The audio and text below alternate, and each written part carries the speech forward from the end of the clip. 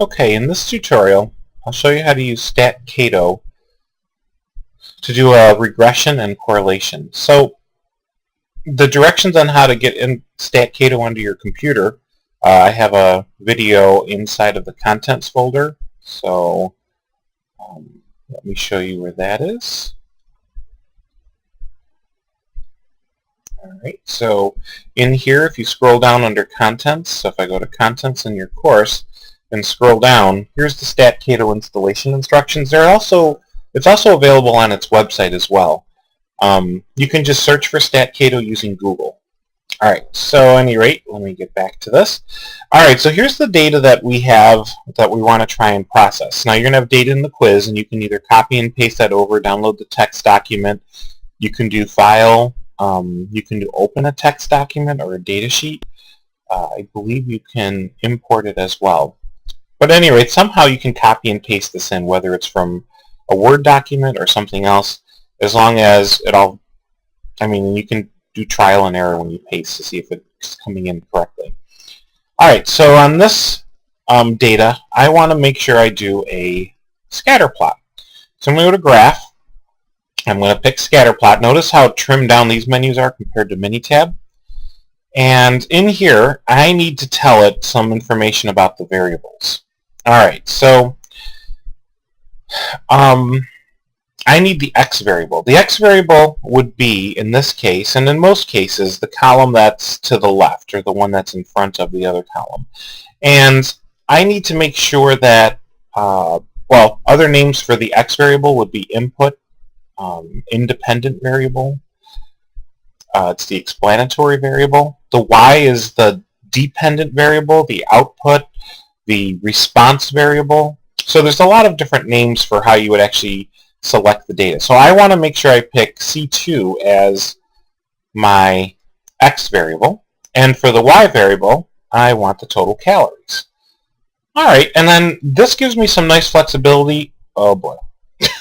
I want to do that quick. And this gives me some nice flexibility to see, if I want to label the axes and then what type of regression to have and so forth. So right now, I'm going to leave it like this. So I'm going to pick the linear. I'm going to show the regression curve and the legend, and whatever. I'm just going to leave this as a default because I'm just interested in getting some numbers off the data.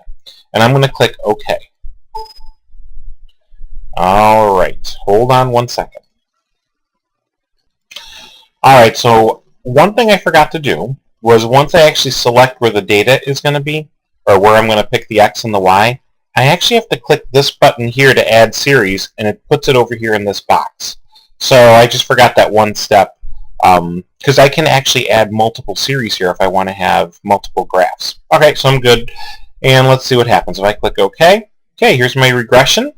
Here's my equation down here, and notice that it says the total calories. It tells us which one's which. So it says the total fat, comma, the total calories. So the Y variable is equal to, this is my Y-intercept, and this is printed pretty much the same way as Minitab would with the intercept first. And what this is telling me is that if I had 0 grams of fat, the item I was eating would have roughly 194 calories. And I would have 11.73 calories for every 1 gram of fat. So as the grams of fat increase, I would go up by 11.73 calories. Alright, so now I got to do the correlation. So I'm going to pause the video for a second. Okay, to get the correlation coefficient for the quiz this week, then what I'm going to do is minimize this. So I'm just going to hit the minimize button. I'm going to go under statistics, and down here is correlation and regression, and I'm going to do linear. Again, I need to pick my C2, C3 as my X and Y variables. By the way, correlation does not depend on which one you do first.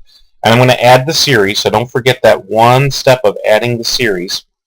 And once I click OK, let's see what happens. Oh, I get a residual plot, which you'll see some mention of this in the OLI, but I'm going to minimize this for the data behind it. Okay, so for the data behind it, the number that I need is right here. That is the correlation coefficient. And then they also give us the other information as we got with the line, the y-intercept and the slope. So the correlation coefficient that I need is right here. All right, so